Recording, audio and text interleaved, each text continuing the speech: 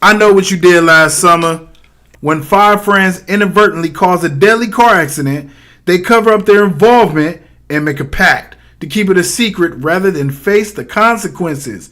A year later, their past comes back to haunt them and they're forced to confront a horrifying truth.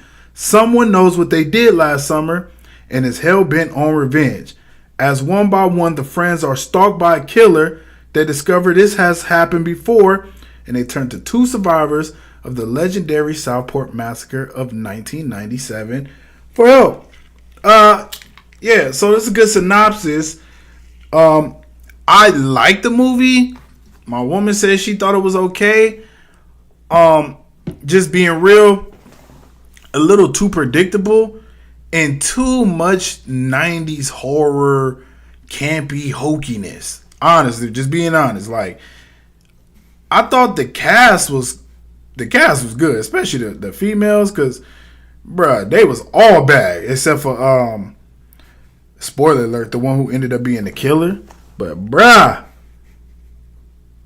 they was all the one who played Danica, Madeline, what's the name, Klein, bad, and then the one who played Ava, she was super bad. So yeah, man, it was a good cast as far as that. I was laughing at this guy though. If I'm just yo, this dude right here, I gotta find him. He looked like Patrick Mahomes, but like a better looking version. Like he looked like Patrick Mahomes, and Patrick Mahomes didn't have the dad bod. I can't find him, but he played a Ted or Theodore, I guess. They don't have a picture of him. Tariq Withers. Let's look this guy up. Why you don't have a picture? Oh, anyway, it's not that important. But yeah, they was cool. It was a good cast. So the acting was good. Jennifer Love Hewitt, she did her thing. You know, my only thing was some of it was just a little too predictable. Like it got 39% on a tomato meter. I can see why, because it was just too predictable. And I don't know if it's because it's a slasher film, but it does make me wonder why in the hell I was so afraid of this movie when I was a kid. Like when I was watching them, it was not. I guess because I was a kid, I was like, because it said 97, right? So I was like 6 when it came out, and I watched it with my parents. I had to sleep with my parents for a week until my dad was like, "Enough! You sleeping in your room by yourself tonight? Like enough! Like seriously." I don't know why this movie had me shook, because when I was watching it, not too many jump scares, and it could be just because it's new age, and obviously I'm 34. But it was just cool. It was very predictable. Like it was this scene, right, where what's this guy's? I think it was Milo. Milo and Ava was about to get busy, right? Actually, well, I guess you got to say about to, because you know it's always until you stick it in. You know what I mean? But they was about to get busy, and then she was like, "Choke me." She was like, "Choke me, I deserve it." And I ain't never seen such a bitch-made motherfucker in my life. Like, he was like, he was like, huh? Like, he was like, what? And then he was like, I just can't do it. And he was like, I need a minute for myself.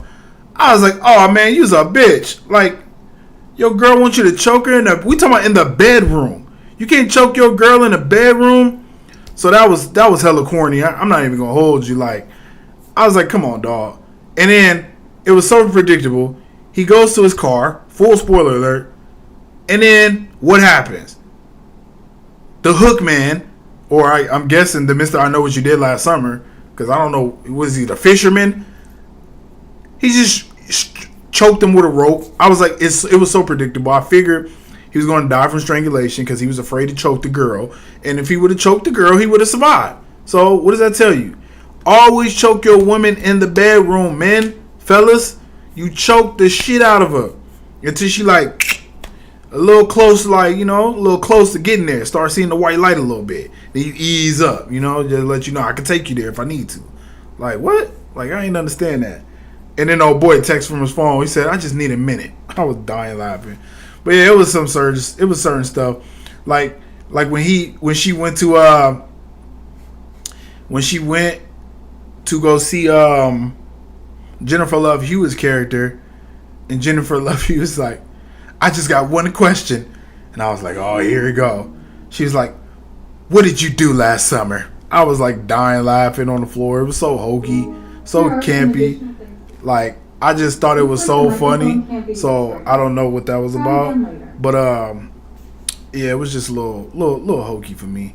But other than that, I liked it, man. It was cool. Some gruesome deaths. That's what I like. When I see a movie that's a horror film, I need gruesome deaths.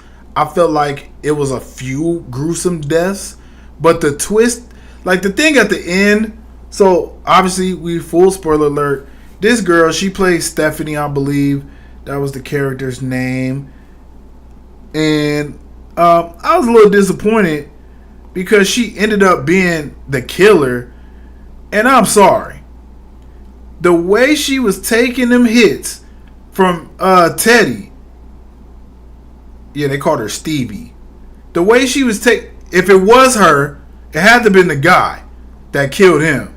Because I'm like, it's just no way.